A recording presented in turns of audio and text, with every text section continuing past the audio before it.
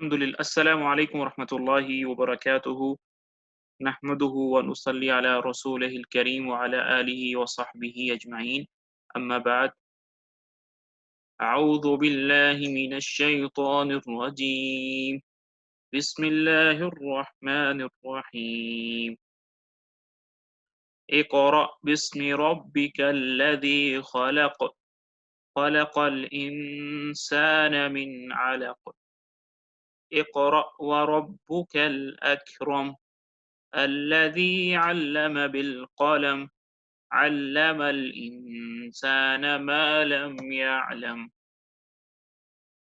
كلا إن الإنسان ليطغى أن رآه استغنى إن إلى ربك الرجعى أرأيت الذي ينهى عبدا إذا صلى أرأيت إن كان على الهدى أو أمر بالتقوى أرأيت إن كذب وتولى ألم يعلم بأن الله يرى كلا لئن لم ينتهي لنسفعا بالناصية ناصية كاذبة خاطئة فليدع ناديه سندع الزبانية كلا لا تطعه واسجد واقترب.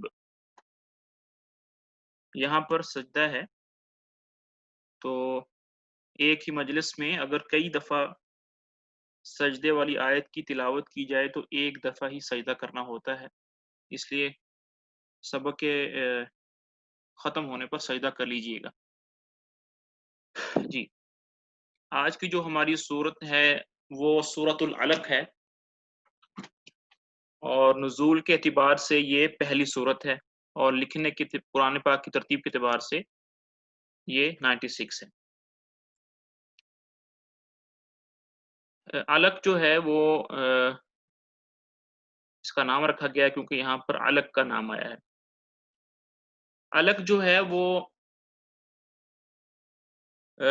ویسے تو کہتے ہیں جو خون کا جمع ہوا ٹکڑا ہوتا ہے اس کو علق کہتے ہیں، اور یہ ماں کے پیٹ کے اندر جو بچے کی مختلف لیول ہوتے ہیں، مختلف شکلیں ہوتی ہیں، ان سے ایک شکل ہے. ایک نطفہ ہوتی ہے، ایک علق ہوتی ہے، ایک مضغہ ہوتا ہے، اس کے بعد پھر مخلقہ مضغہ مخلقہ ہوتا ہے. تو ہر ایک سٹیج کے درمیان میں 40 دن کا ہونا ہوتا ہے. تو دوسری جو سٹیج ہے وہ علق ہے، تو اللہ تعالیٰ نے اس سٹیج کا یہاں پر ذکر کیا ہے. یہ سب سے پہلی صورت، پہلی جو اللہ تعالیٰ نے امت پر رحم کیا ہے، امت پر جو انعام کیا ہے، وہ ان 5 آیات کے ذریعے سب سے پہلے اللہ نے یہ انعام کیا کہ اللہ تعالیٰ نے اس امت کو وحی کی دولت نصیب فرمائی، اپنی کتاب اتاری جو کہ ساری انسانیت کے لیے ہدایت ہے اور خیر کا سبب ہے. تو اس کے پیچھے ایک واقعہ ہے، ایک حدیث ہے جو اس کا شان نزول ہے، جو کس طرح یہ چیزیں نازل ہوئی ہیں اس کی طرف اشارہ ہے. تو پہلے اس کو دیکھ لیتے ہیں، پھر انشاءاللہ اپنی تفصیل کی طرف چلیں گے.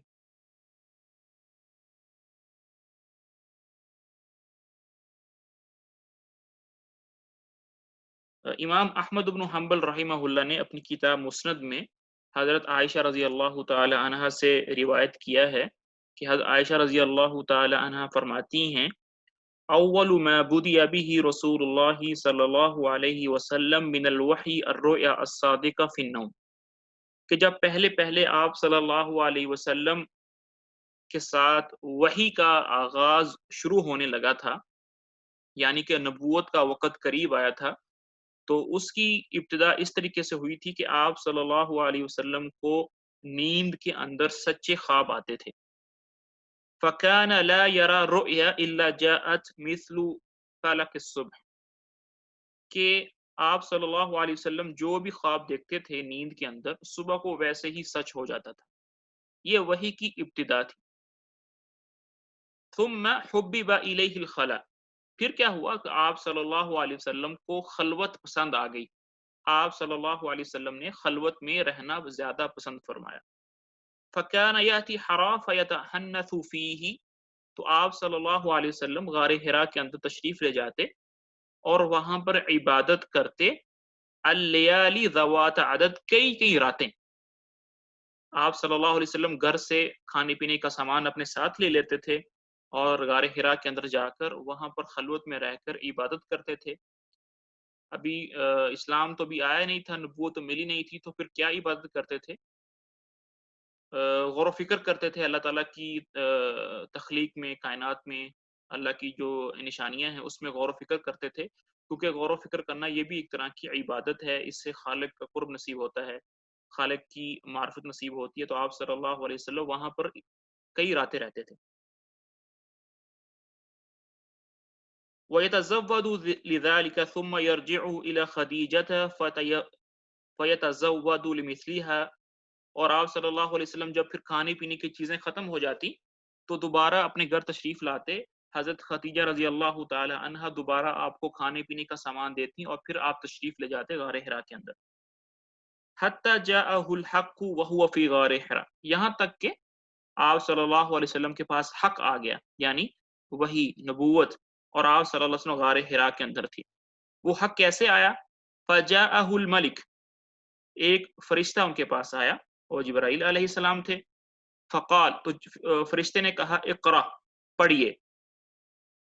فقال رسول اللہ صلی اللہ علیہ وسلم، تو آپ صلی اللہ علیہ وسلم فرماتے ہیں فقلت ما انا بقاری، میں نے ان فرشتے سے کہا کہ میں پڑھا ہوا نہیں ہوں، میں امی ہوں۔ امی وہ شخص ہوتا ہے جو نہ پڑھ سکتا ہے نہ لکھ سکتا ہے۔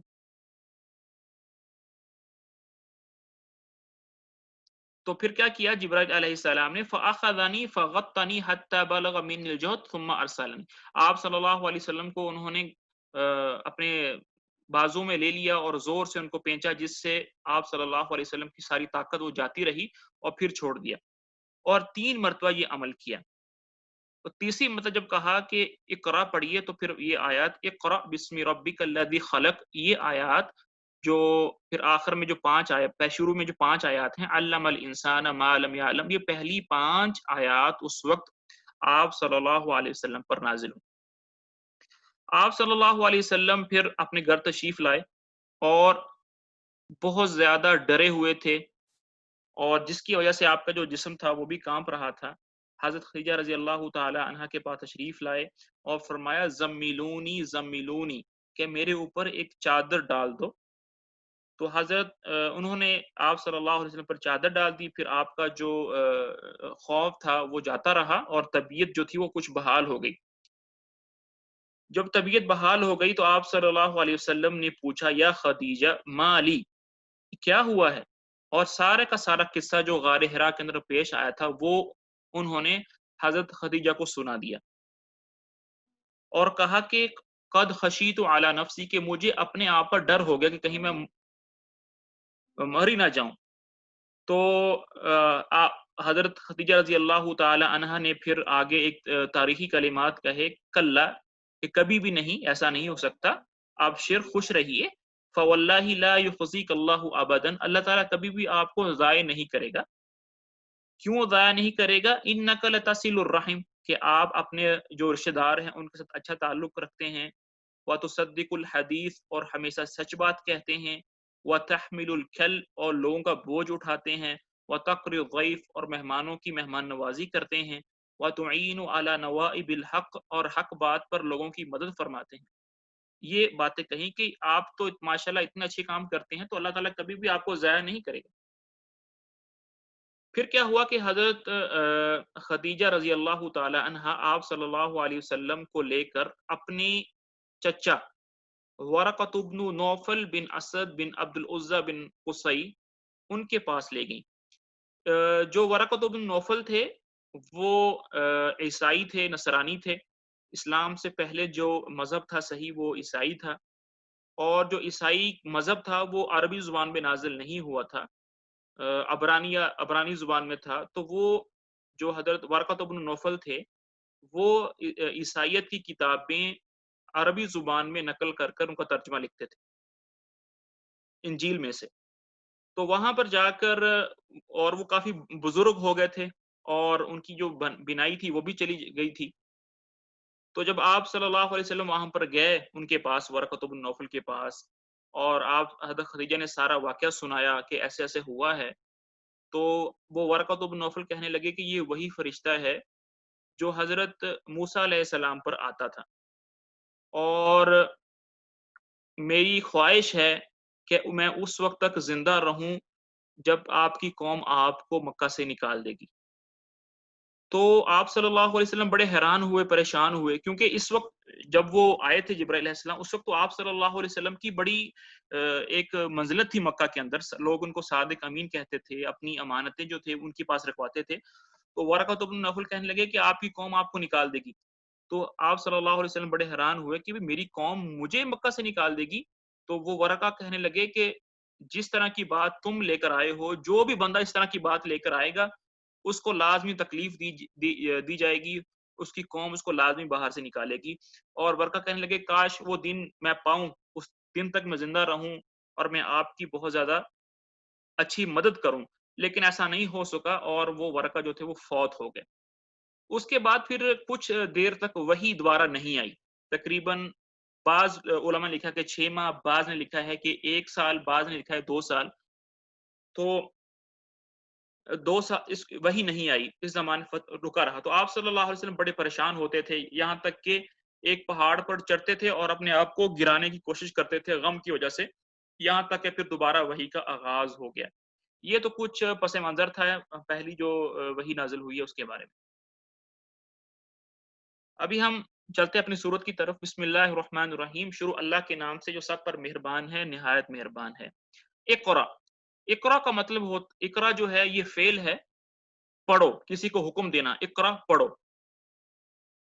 بسمی، بسمی کے اندر 2 لفظ ہیں، پہلا ہے با، با کا مطلب ہوتا ہے کے ساتھ، اقرا پڑھو کے ساتھ، اسم کہتے ہیں نام۔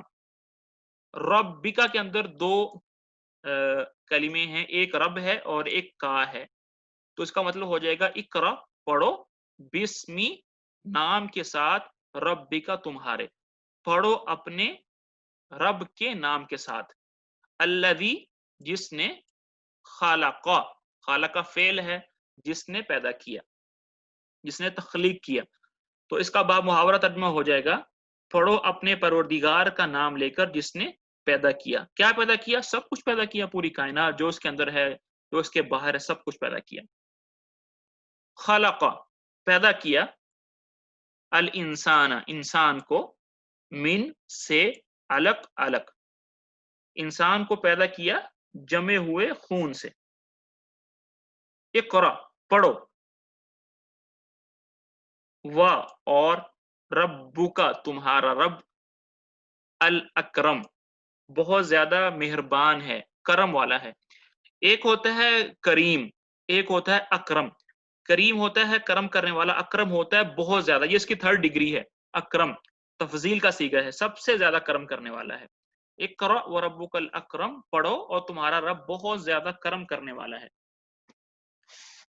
الذی جس نے، علم سکھایا، با کا مطلب ہوتا ہے کے ساتھ، القلم قلم، الذی جس نے سکھایا، الذی علم جس نے سکھایا، بالقلم قلم کے ساتھ، علم سکھایا، الانسان انسان کو، ما یہاں پر ما کا مطلب ہوگا جو، لم کا مطلب ہوگا نہیں، یعلم یعلم کا مطلب ہوتا ہے جانتا، علم الانسان انسان کو سکھایا، ما لم یعلم جو وہ نہیں جانتا تھا۔ یہاں پر ابھی ہم نیچے جو ہے وہ دیکھ لیتے ہیں ترجمے کو۔ پڑھو اپنے پروردگار کا نام لے کر جس نے سب کچھ پیدا کیا، اس نے انسان کو جمے ہوئے خون سے پیدا کیا۔ پڑھو اور تمہارا پروردگار سب سے زیادہ کرم والا ہے، جس نے قلم سے تعلیم دی، انسان کو اس بات کی تعلیم دی جو وہ نہیں جانتا تھا۔ یہاں پر ایک بڑا خفیف اشارہ ہے کہ اللہ تعالیٰ نے انسان کو قلم کے ساتھ سکھایا، اور یہاں پر ایک اشارہ یہ ہے کہ اگر آپ چاہتے ہیں کہ آپ جو چیزیں سیکھ رہے ہیں جو پڑھ رہے ہیں اپنی زندگی کے اندر وہ آپ کو یاد رہیں، ان پر آپ کا عبور ہے تو ان چیزوں کو آپ نوٹ کریں۔ جیسے ایک بہت ہی مشہور مقولہ ہے قید العلم بالکتابہ، کہ علم کو قید کر لو کتابت کے ساتھ، لکھنے کے ساتھ۔ اگر آپ کوئی چیز پڑھ رہے ہیں اور آپ اس میں سے چھوٹے چھوٹے پوائنٹس ہیں وہ لکھ رہے ہیں تو وہ علم آپ کا ہو گیا۔ اور ابھی جب ہم کورس پڑھ رہے تھے وہاں پر ایجوکیشن کا ایک کورس پڑھ تھے یونیورسٹی کے اندر، وہاں پر بھی ایک مصنف تھے، انہوں نے اپنا ایک تجربہ لکھا ہوا تھا۔ وہ کہتے ہیں کہ مثال کے طور پر آپ کوئی کتاب پڑھ رہے ہیں، اگر آپ نے اس کا خلاصہ جو ہے اپنے ہاتھ سے ایک دفعہ لکھ لیا ہے، گویا آپ نے اس کتاب کو 10 مرتبہ پڑھ لیا ہے، یعنی اتنا اس لکھنے سے اتنا علم جو ہے وہ یاد رہتا ہے۔ اس لیے جو لازمی اس کو لکھنا چاہیے، چیزوں کو نوٹ کر لینا چاہیے، خلاصہ لکھ لینا چاہیے، سمری بنا کر لکھ لینی چاہیے۔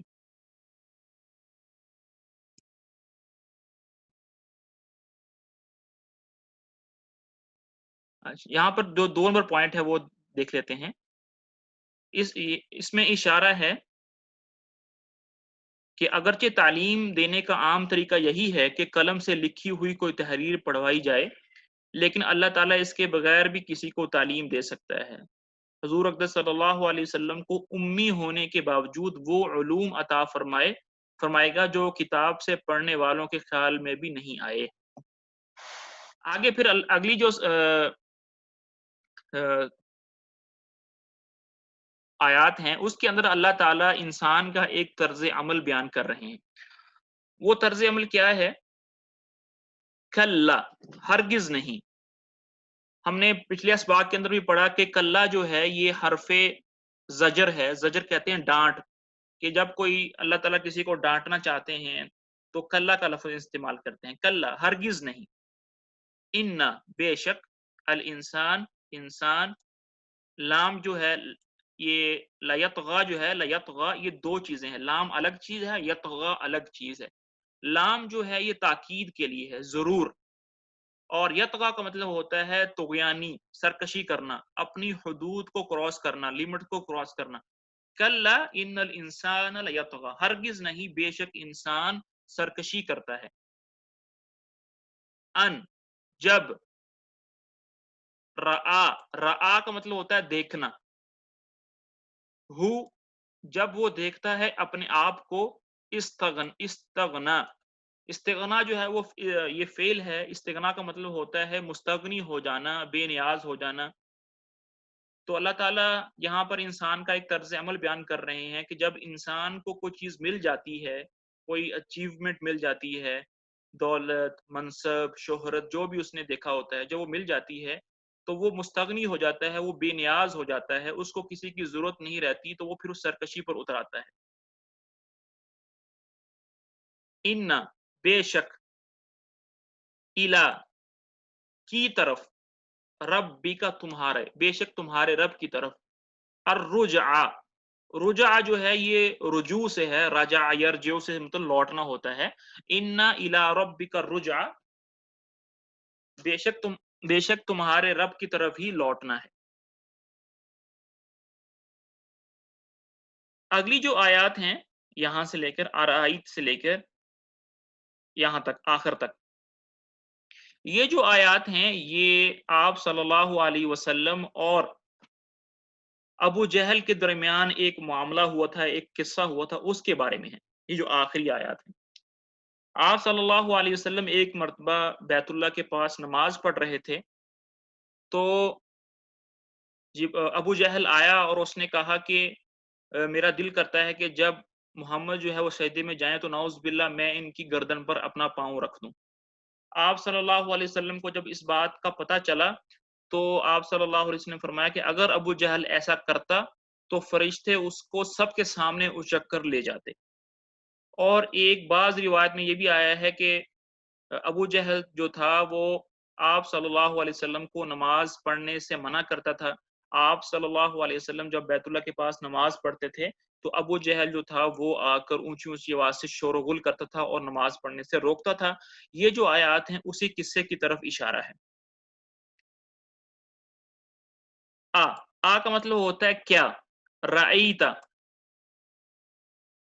تم نے دیکھا ہے، आराईता क्या तुमने देखा है, तुम्हारी क्या राय है, बला क्या राय है, अल्लज़ी जो यन्हा मना करता है। तो पूरी आयत का तर्जुमा से हो जाएगा अराईत अल्लज़ी क्या तुमने देखा है उस शख्स को, यन्हा जो मना करता है, जो रोकता है, अबदन बंदे को, इज़ा जब, सल्ला वो नमाज पढ़े। अराईत अल्लज़ी यन्हा अबदन इज़ा सल्ला क्या तुमने देखा है उस शख्स को जो मना करता है उस बंदे को जो नमाज पढ़ता है। तो जो मना करता है वो अबू जहल है और जो नमाज पढ़ता है उससे मुराद आप सल्लल्लाहु अलैहि वसल्लम है। अराईता तुम्हारी क्या राय है, इन अगर, काना हो, आला पर, हुदा हिदायत पर, तुम्हारा तुम्हारी क्या राय है, तुम क्या कहते हो कि अगर वो शख्स हिदायत पर हो, यानी जो नमाज पढ़ने वाला शख्स है वो हिदायत पर है, औ और आमारा हुक्म करता है बितकवा तकवे का, तो जो नमाज पढ़ रहा है वो हिदायत पर है, वो सही है और वो तकवे का हुक्म देता है। और जो मना करता है वो क्या है, अराईता और तुम्हारा क्या ख्याल है, इन अगर कज़्ज़बा जुटलाता है, व तवल्ला और मुंह फेरता है, यानी कि आप सल्लल्लाहु अलैहि वसल्लम जो हैं वो सही रास्ते पर हैं, वो हिदायत के रास्ते पर हैं, वो हुक्म भी तकवे का देते हैं, और जो अबू जहल है वो तकज़ीब करता है और मुंह फेरता है। तो यहाँ पर अल्लाह ताला ने ये फैसला फरमा दिया कि जो अबू जहल है वो गलत रास्ते पर है और आप सल्लल्लाहु अलैहि वसल्लम सही रास्ते पर हैं। अलम या अलम, अलम का मतलब होता है क्या नहीं, या अलम वो जानता, यानी अबू जहल नहीं जानता, बी अन्ना के बेशक, अल्लाह अल्लाह, यरा देखता है, अलम या अलम क्या वो नहीं देखता, बी अन्ना अल्लाह यरा कि अल्लाह ताला उसे देख रहे हैं, कल्ला हरगिज नहीं, लाइन अगर, अगर, लम नहीं, अगर नहीं, यंतही, यंतही का होता है मतलब होता है बाज आना, अगर वो बाज नहीं आया अपने इस अमल से, अबू जहल को कह रहे हैं, लनस्फ़अम हम उसको पकड़ेंगे, बी से, अन्नासिया नासिया कहते हैं पेशानी को, तो हम उसकी पेशानी से उसको पकड़ेंगे। नासिया नासिया कहते हैं पेशानी को, और काज़िबा कहते हैं झूठी, और खातिया कहते हैं खतावार। तो इसका तर्जुमा से बन जाएगा लनस्फ़अम बिन नासिया हम उसकी पेशानी से उसको पकड़ेंगे, नासियतिन काज़िबतिन खातिया झूठी और खतावर पेशानी को, यानी कि अबू जहल की तरफ इशारा है। अगली जो आयात हैं यहाँ से लेकर फल यद नादिया सनद ज़बानिया, इन दो आयात के अंदर भी एक इशारा है। वो इशारा ये है कि अबू जहल कहता था कि मैं एक जमात, मेरी एक जमात है, लोग मेरी मदद करने के लिए आएंगे, मैं अहल वाला हूँ, औलाद वाला हूँ, लोग मेरी बात मानते हैं, तो इसलिए वो उस अपनी ताकत के बलबूते पर आप सल्लल्लाहु अलैहि वसल्लम को नमाज के लिए मना करता था। तो अल्लाह ताला फरमाते हैं फल यदऊ तो बुला ले, तो अबू जहल बुला ले, नादिया अपनी जमात के लोगों को, अपने लोगों को बुला ले, सनदऊ तो हम बुलाएंगे, अज़्ज़बानिया ज़बानिया को, जहन्नुम के जो फरिश्ते होते हैं उसको ज़बानिया कहते हैं। तो अल्लाह ताला यहाँ पर अबू जहल को कह रहे हैं कि तुम्हें अपनी ताकत पर बड़ा फख्र है, तो तुम अपनी जमात वालों को, अपने लोगों को बुला लो, हम जहन्नम के फरिश्तों को बुला लेंगे। कल्ला हरगिज नहीं, यहाँ पर आप सल्लल्लाहु अलैहि वसल्लम को तंबीह की जा रही है कि ए नबी जी आपने अबू जहल और उस जैसे लोगों की बातों में हरगिज नहीं आना। ला तुतिअहु, ला का मतलब होता है नहीं, तुतिअहु बात मानो उसकी, ए नबी जी आप उसकी बात हरगिज नहीं माने, वसजुद और सजदा कीजिए, यानी नमाज पढ़िए, वक़्तरिब और करीब हो जाइए, यानी अल्लाह के करीब हो जाए।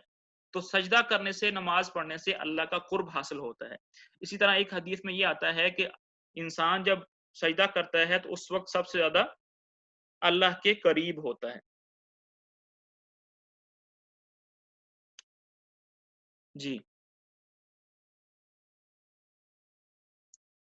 حقیقت یہ ہے کہ انسان کھلی سرکشی کر رہا ہے کیونکہ اس نے اپنے آپ کو بے نیاز سمجھ لیا ہے۔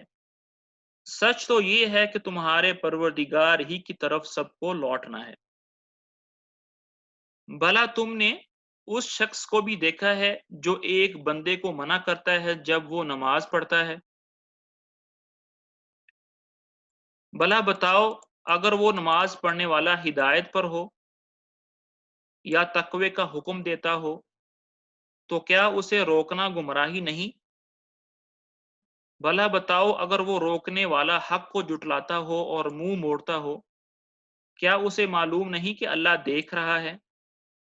خبردار، اگر وہ باز نہ آیا تو ہم اسے پیشانی کے بال سے پکڑ کر گھسیٹیں گے۔ اس پیشانی کے بال جو جھوٹی ہے گناہگار ہے۔ اب وہ بلا لے اپنی مجلس والوں کو، ہم دوزخ کے فرشتوں کو بلائیں گے۔ ہرگز نہیں، اس کی بات نہ مانو، سجدہ کرو اور قریب آ جاؤ۔ جو نیچے حاشیے کے اندر بھی جو تیسرا پوائنٹ ہے اس میں لکھا ہے حضرت نے، یہاں سے سورت کے آخر تک جو آیتیں ہیں وہ غار ہرا کے مذکورہ بالا واقعے کے کافی بعد نازل ہوئی تھیں، اور ان کا واقعہ یہ ہے کہ ابو جہل حضرت صلی اللہ علیہ وسلم کا سخت دشمن تھا۔ ایک دن حضرت صلی اللہ علیہ وسلم حرم میں نماز پڑھ رہے تھے تو اس نے آپ کو نماز پڑھنے سے منع کیا اور یہ بھی کہا کہ اگر آپ نے نماز پڑھی تو معاذ اللہ آپ کی گردن کو پاؤں سے کچل دوں گا۔ اس موقع پر یہ آیات نازل ہوئی تھی۔